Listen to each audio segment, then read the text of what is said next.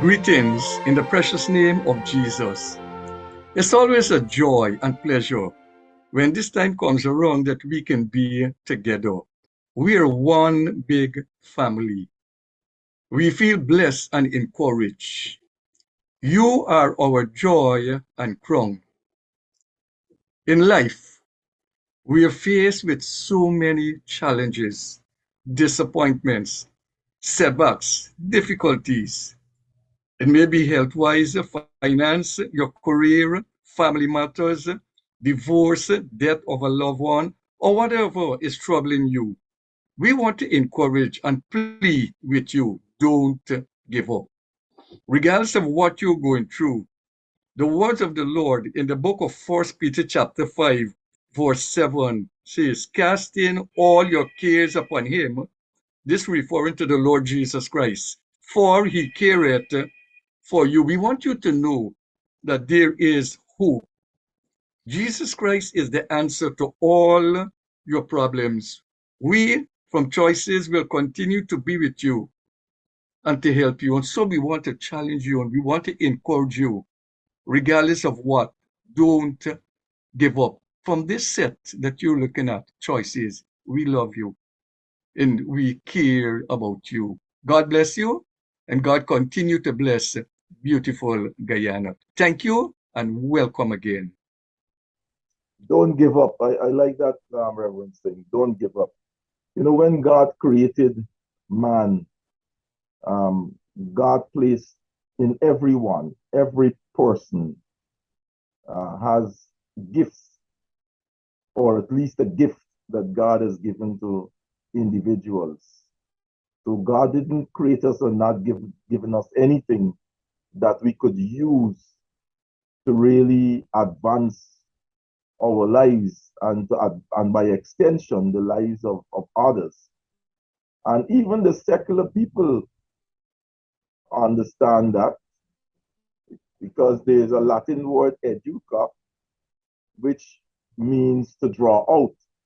And so that word is the word that we've gotten the word education from educa, which means to draw, which tells that in everyone there is something for us to draw. So we're saying all of that to say that an examination or an assessment at a very tender age cannot define who a person will be or what that person will become. You know, life is like a continuum we're moving along.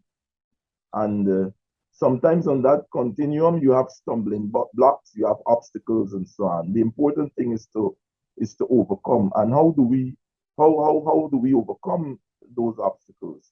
We overcome those obstacles by persons coming alongside us and supporting us to achieve and to be the best, as some people say, version of ourselves. Now, I'm saying all of that to say that last week we made mention of how some children were traumatized. One senior functionary said that the whole country was had degenerated into a psychiatric ward, people getting a nervous breakdown, people joining long lines for schools and so on because they're of the view that the children would not have done well. And in some cases, some children testified to the fact that they were subject to adverse comments and so on from parents and so on. So right on this set here, we have, and we did point out last week, many of us, we hadn't the start, a start that we probably would have expected. But look at the product today because we moved along the continuum and we had the support of different ones. So it is important then for our teachers and parents and all stakeholders to work with these children, to come alongside them, because life is not at an end because they may not have passed, as they call it, the National Grade 6 assessment, which is really a placement assessment because there's a competition for space at some particular schools and so on. So there are persons who went to Christchurch, Charlestown, many other schools and became doctors and professors and so on. So We want to say without any contradiction that our children need the support from parents, from teachers, from members of the wider community, so that they could fulfill the potential and that gift that God has given to each one of them could come out, and so that they could grow and develop. Gentlemen. Well, it's fantastic for us to talk like this. I would like to say that education, the pursuit of education, is not a 100-meter sprint. It is a lifelong process. Dr. Fitzroy, welcome. Thank you, Bishop, and to all the members. It's great to see all of you.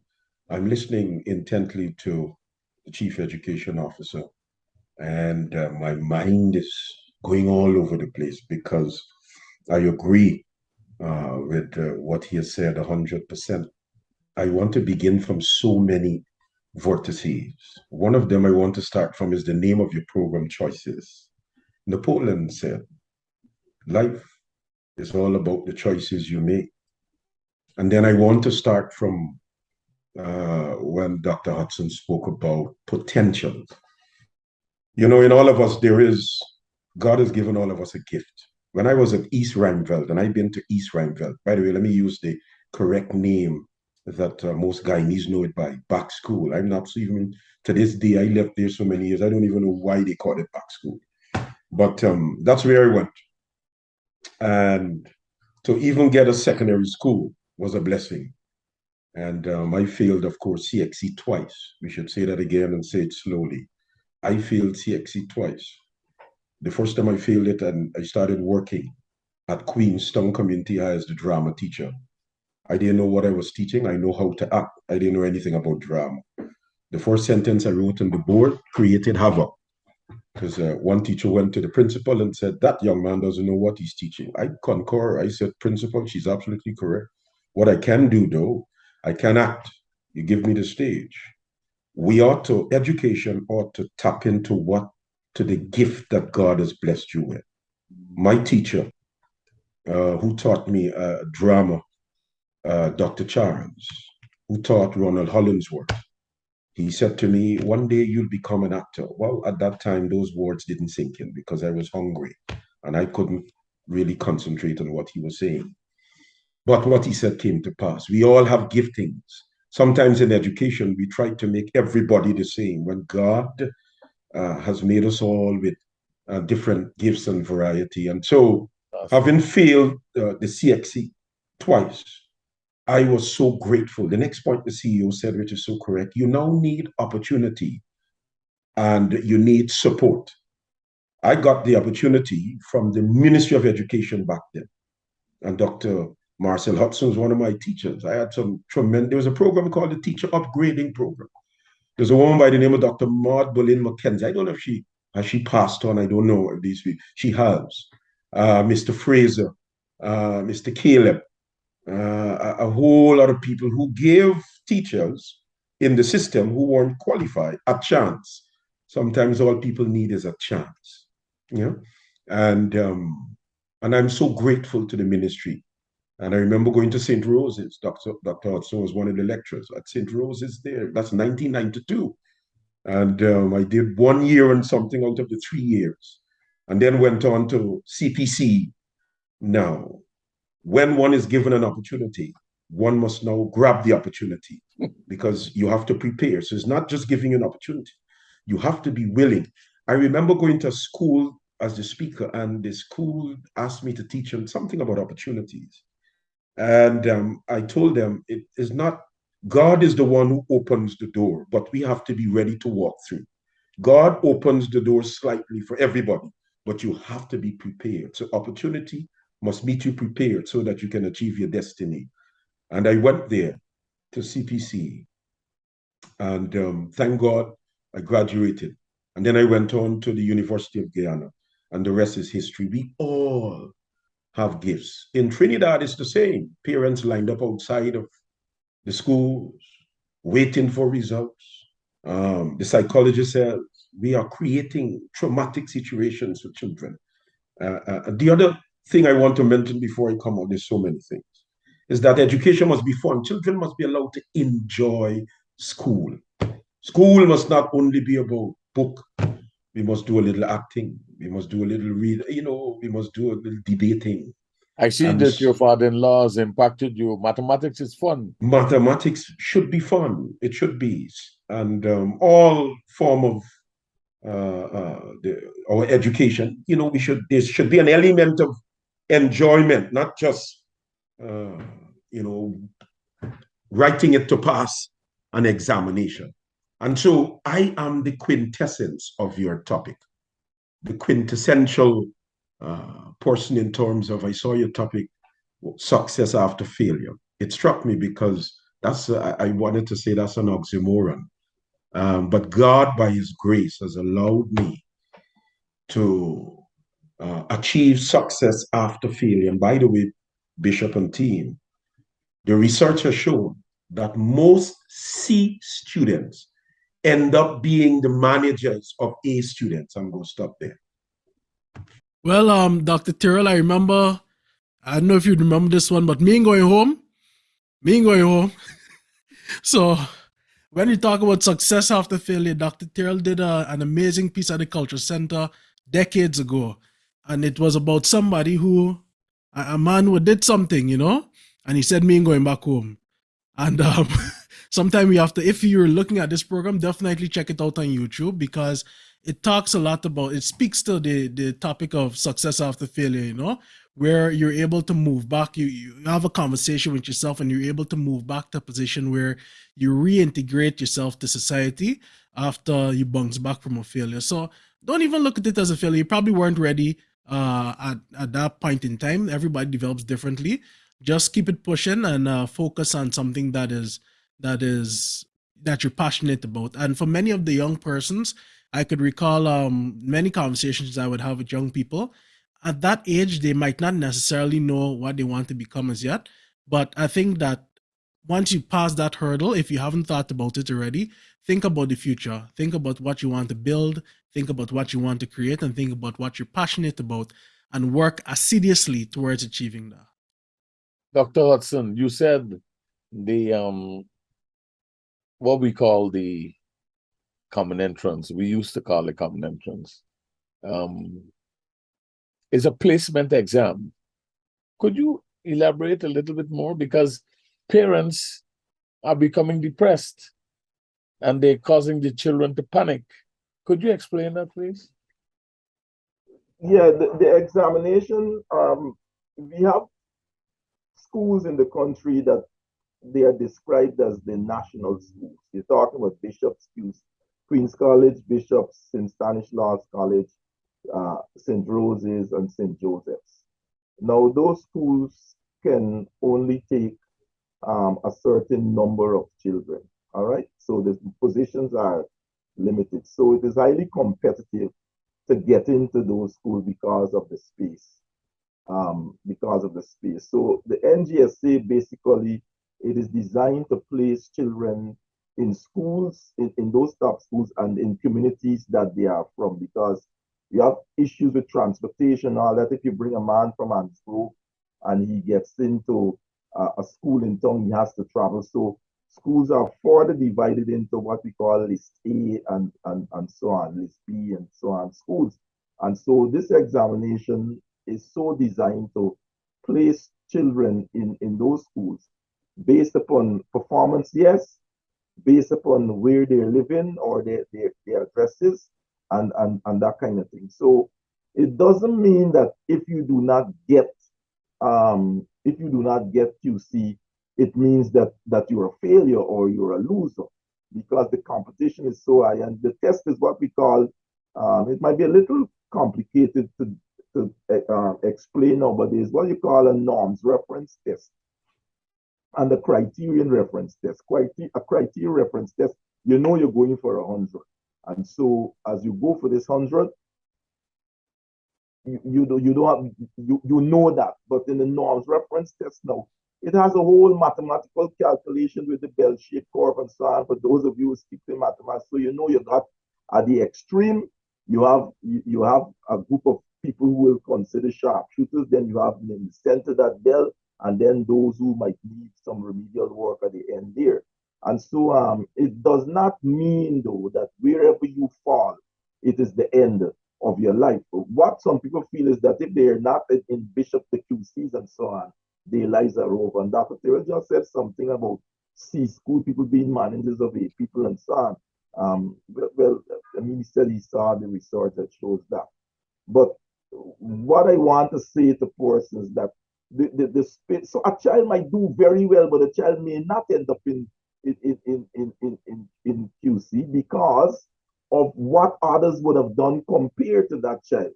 So the child may be placed in the bishop. So the child may do extremely well, but not placed in bishop would end up because of the competition for the space and how they would have performed. So it's a kind of complex thing, but the main thing behind this that people need to know is that you could go to Christ Church and still be a doctor, like I have done. You could go to Queenstown, which would have been considered a list C school, and still become a doctor like Dr. Terrell. You could go to Charlestown, which is, they call that a B school, which is still Dr. Lee went there. So the point I am making is that if you get the support, as long as you get the support, teachers who show that care and concern, children or people can become and could fulfill their potential. I don't want to say anything further about those schools or who measure what people become, who goes to those schools, and so on. But we know some of our best brain, best minds from QC and those schools, they've gone on to do tremendous work all around the world. But the fact still remains that wherever you are at, the God you serve, the God we serve has given you a gift. And that gift, as long as you could tap into that gift and fan it into flame, you could become someone of prominence. Dr. Keisha, you're a medical doctor. There are lots of parents who are panicking right now. They're thinking about their children did not get the top school. The CSEC, they didn't get all the subjects they wanted to get and so on. And there's a lot of pressure. Can you speak to that, please? Alleviate the fears of parents and of students. I would like to share my own testimony if I'm permitted to do so. I know that I have the title of doctor attached to my name, but I also have a story. And I want to reflect on my time studying in Cuba. I was considered, it was pediatrics. I was studying at, I believe it was my 4th or 6th year. Can't remember which one of the two.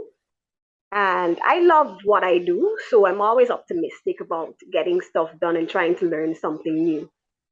However, embedded in that process, I went through what is called an emotional crisis. It's probably the first time we will all hear about this, but it was pretty much devastating for me. I didn't have a direct family support while I was in Cuba, somebody who could have come and helped me and all of that. And I had a major exam to sit. My teacher obviously knew my potential. Imagine this man did his optimum to make sure that even to the student who was considered the slow student would have passed that exam. Here I was sitting amongst some of his best students, and I went into the exam and I failed it. I saw the shock on my professor's face that there was no word to explain how he became emotionally devastated as a result of my failure. But what was impressive for me, there was only one person in the class that failed, and the man came and said, "How is it possible?" And the only person that failed was yours truly. I am so grateful. That man said something that I carry deeply within my spirit on today, like today. He said, "There's one person that failed, but I know she's not a failure. And I know something happened. I'm not going to get into all the details of what happened, but you know what? I am not going to fail her, even if it was a major exam." And I'm saying this because sometimes failure is not because the person don't know. I literally went and blanked out in front of that exam. I got 0. I didn't just fail one thing. I didn't just fail. No, I got 0. I just blanked out, didn't know what to do. But there it was. One teacher said, no, no, no, no, no. This is not her potential. I'm not going to fail her. And so I have that teacher to be grateful to because I went on, in fact, because that was fourth year to do pediatrics in sixth year and exonerated. This man was standing at the step looking at me, waiting to hear how I did. And I said I exonerated, and he was tremendously blessed by that experience. But I was able to pull myself together, even though he didn't ask me what I was going through, simply because he says, I know that she is not a failure, and I'm not going to fail her. I'm going to push her through that midterm exam. She's going to do something on the finals, and I know that it's going to be good. And here I am today. I was recommended in Cuba to become a pediatrician. I mean, that's not a field I want to pursue, but I got my recommendation twice in Cuba for that field. What am I trying to say? Sometimes we have to understand that even to the best in life goes through a peak season. They go through a season, a valley season, when things don't necessarily go in the direction that they would want it to go, but it's for us to see those seasons and support them. And I want to encourage you, parents. If somebody didn't believe in me and didn't see my potential, then perhaps, who knows what would have been the outcome of my story, because that was a major subject. But I thank God for that teacher to say, no, no, no, no, no, no, no, that there is something behind that, and I'm willing to let her go through by the grace of God and watch what God will do in the end of it. So parents, don't be discouraged. Please stop hitting your children. I'm getting reports of at least one parent who did something that it's I know it's out of frustration, but I want to say to you, this is not the end of the road. Please do not hit your child. Please, all you're doing is creating an environment that does not allow them to flourish and blossom into that very person that you're hoping through that abuse that they would become. Let's ask for help if we need help. And I trust God that whoever you go to for help, that they would not see it as an opportunity to embarrass the child or embarrass the family situation, but to really encourage that person to get on their feet and still strive and do whatever they need to get done at the end of the day. Failure is not fatal. Bishop, Dr. Tyrrell. Bishop, if I may, this beautiful story, Dr. Nelson. I want to, for the first time, I want to share with all of you and your viewers our younger boy, a personal story. We haven't spoken about this at all. Our younger boy, both boys, presumably went to the best school in the East in Trinidad.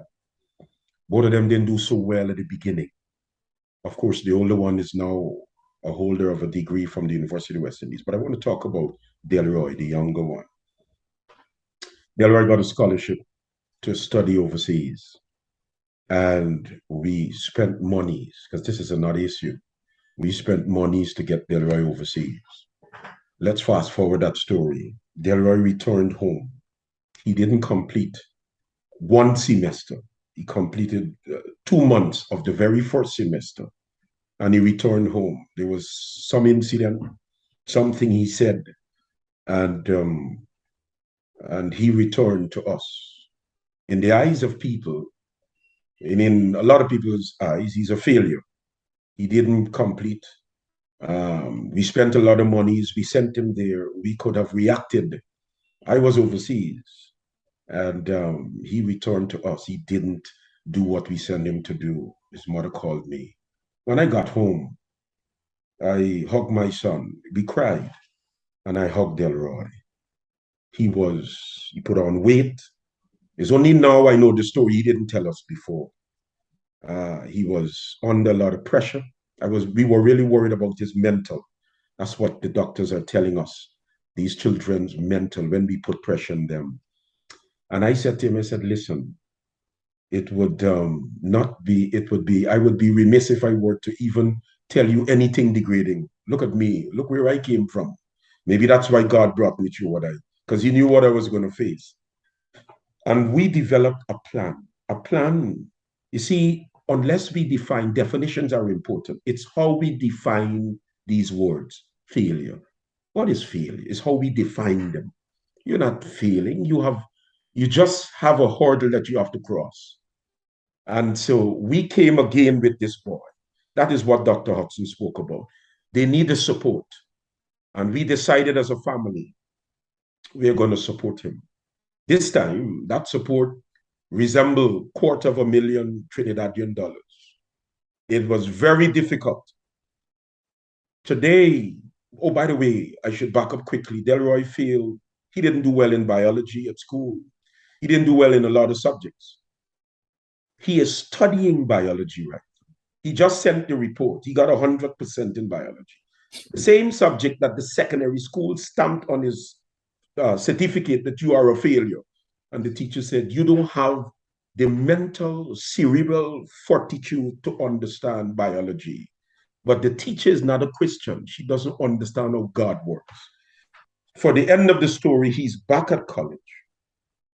He's doing exceedingly well because of God, because of support, because of family, and because we understood that he didn't fail. He just had this hurdle he needed to cross. Dr. Gianna Tyrrell, who's now a gynecologist, said to me the other day, she's now going to tell me this, Assistant General Bishop. No, after 22 years of marriage, no, Chinese girl will say this to me. I didn't know. She said, honey, do you know that gynecology was the subject I failed when I did my rotation? I said, no, you have to be joking. You can't go about telling people that. You cannot be delivering babies. You have to keep that secret to yourself. Don't be telling people. She said, I failed. That's the one that, is it Dr. Dubé? She said, failed her. She failed. And she never really liked that because, by the way, there's a doctor by the name of Dr. Charles, who was once the head of the school, who went to her father because she didn't want to do medicine. My wife was never supposed to do medicine. She wanted to do chemical engineering. It's a good thing because, anyhow, that's another story. And so Dr. Charles is the one God sent to say, God said you must go into medicine. And well, on that note today, Dr. Fitzroy, I will intervene. You will have to continue the story. And choices, you heard today some of our stories. We decided to be up close and personal so that you will know that we are for real. And when we say to you as parents, don't panic, all is not lost. Don't brutalize, and whether it's physical or mental, your children. There is a better way. Let's find the gift that God has placed within not only your children, but our own lives. And let's seek to develop that gift and serve not just God, but humanity with that gift. This is Choices. We'll see you next week. We thank you for joining us on Choices today. Remember, you can join us at First Assembly, LNP Durban Street, Workmanville, Georgetown, Guyana, for any of our special services. I'm Celacia on behalf of the set, reminding you that your whole life is the sum of your choices. God bless you.